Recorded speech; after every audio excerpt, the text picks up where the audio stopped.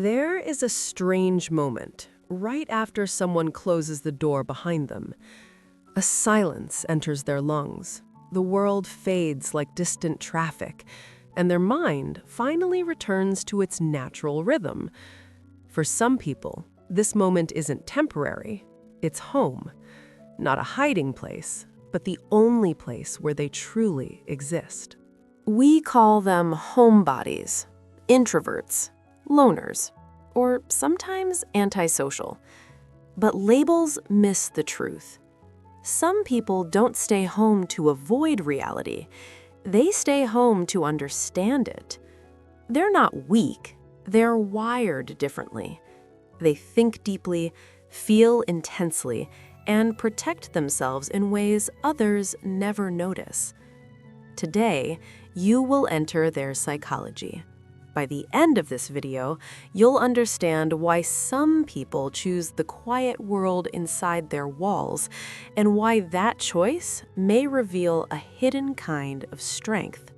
There's a powerful truth that many people never learn. Your environment can either amplify your energy or drain it until nothing is left.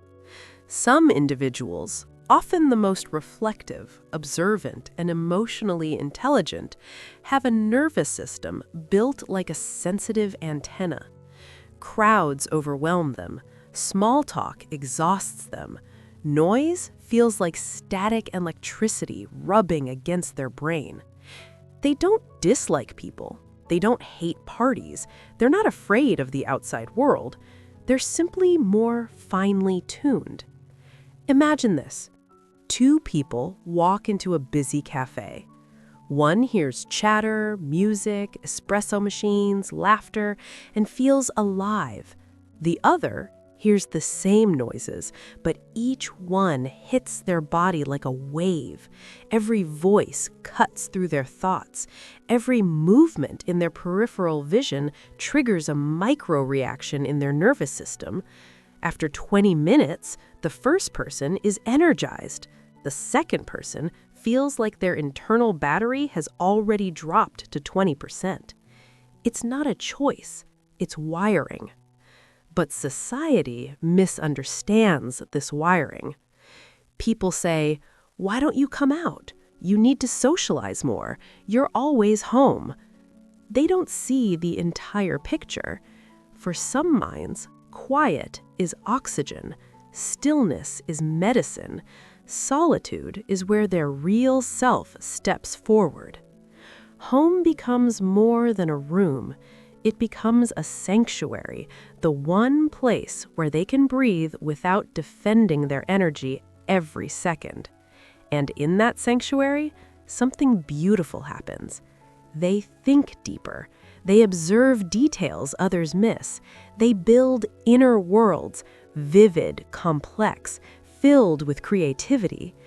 These are the people who notice the tone of someone's voice, the hesitation in a message, the unspoken meaning behind a conversation.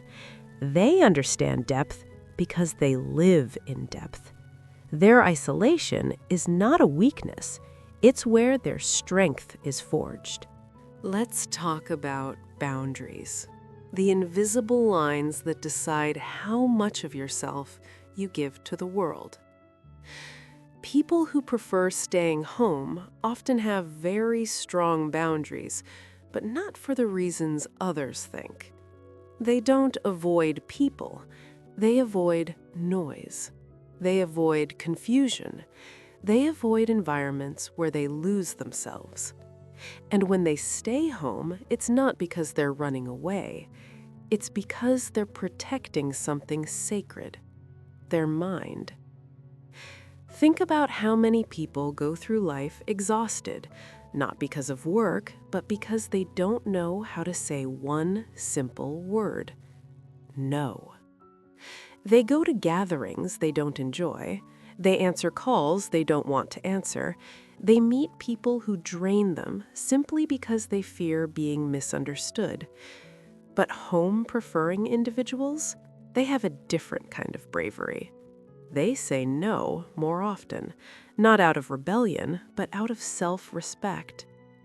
Inside their room, with gentle light, soft routines, familiar objects, their emotional world becomes clear.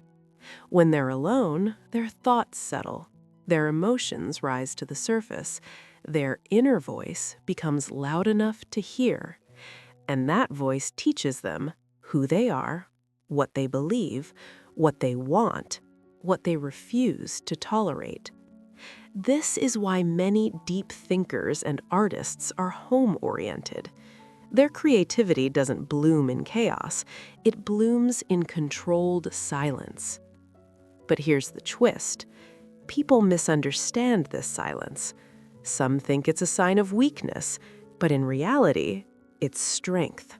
It takes courage to remove yourself from environments that don't nourish your mind. It takes maturity to say, I don't need constant stimulation, I just need peace. Home is not a prison. It's a boundary, beautifully drawn. Now we reach the heart of the story. Home is more than space. It's ritual, and rituals are powerful. A cup of coffee made exactly the way you like it, soft music in the background, your favorite chair, a book waiting at the same page, a lamp that gives the perfect light, a blanket that smells familiar, a window that frames the world like a painting. These are not small things.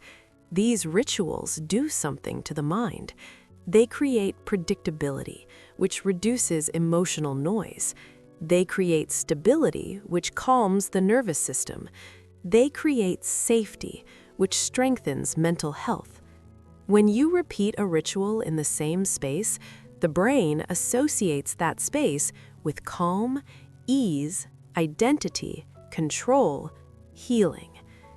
For many people, home is the only place where they don't perform, pretend, adjust, or shrink themselves. No masks, no roles, no expectations.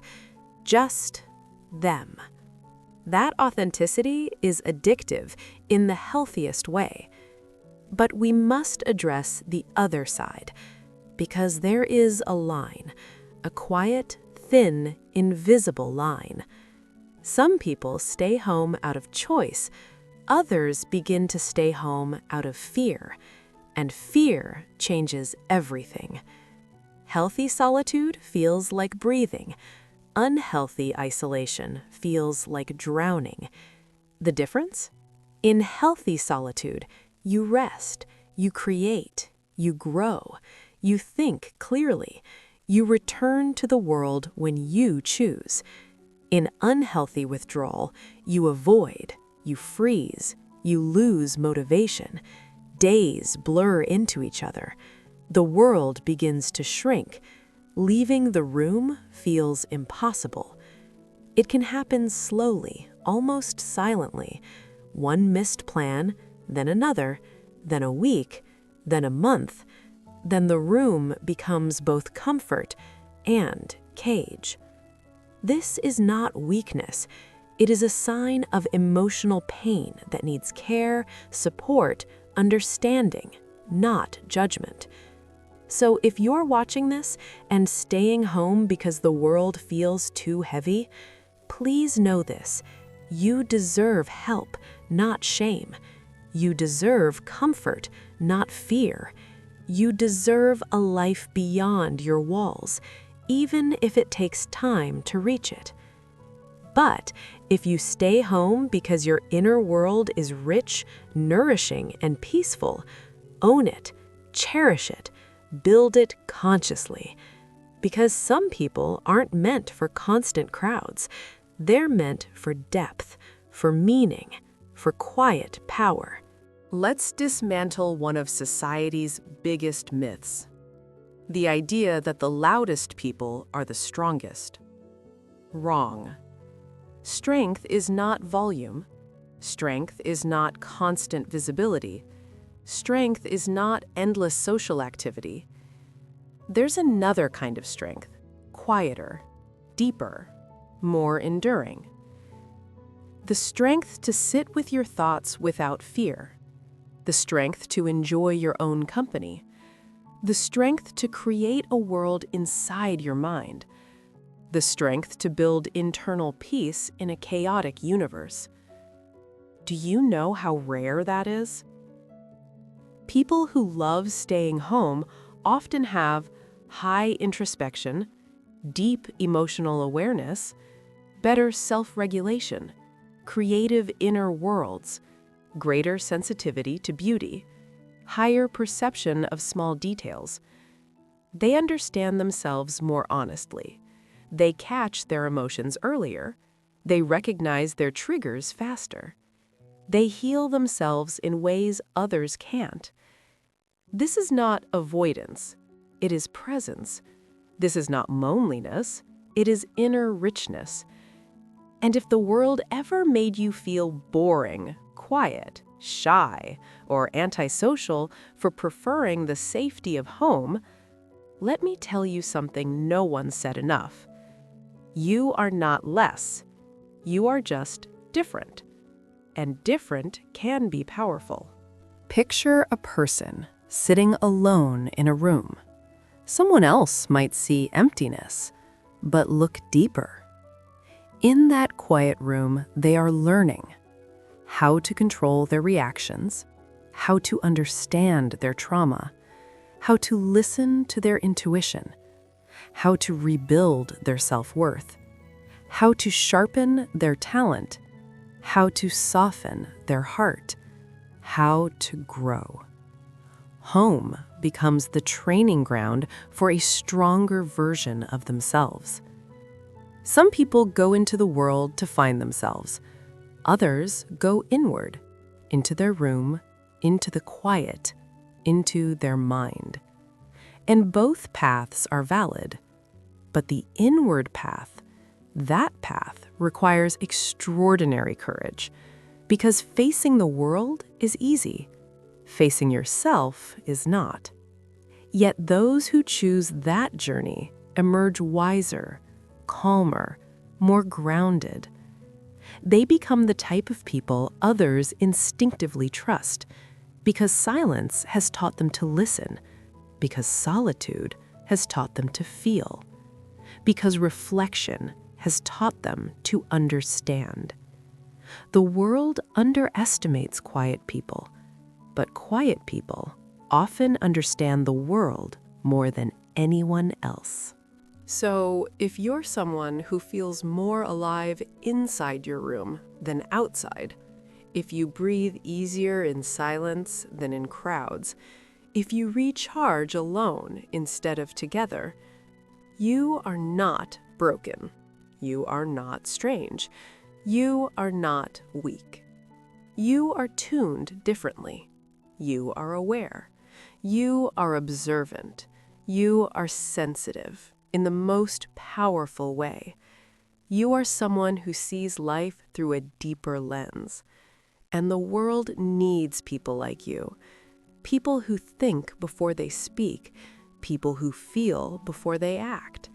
People who build their world from the inside out. Home is not your escape. Home is your foundation. And from a strong foundation, unshakable people are built. If this video made you feel seen, then share it with someone who needs to feel understood too. And tell me in the comments, what does home mean to you?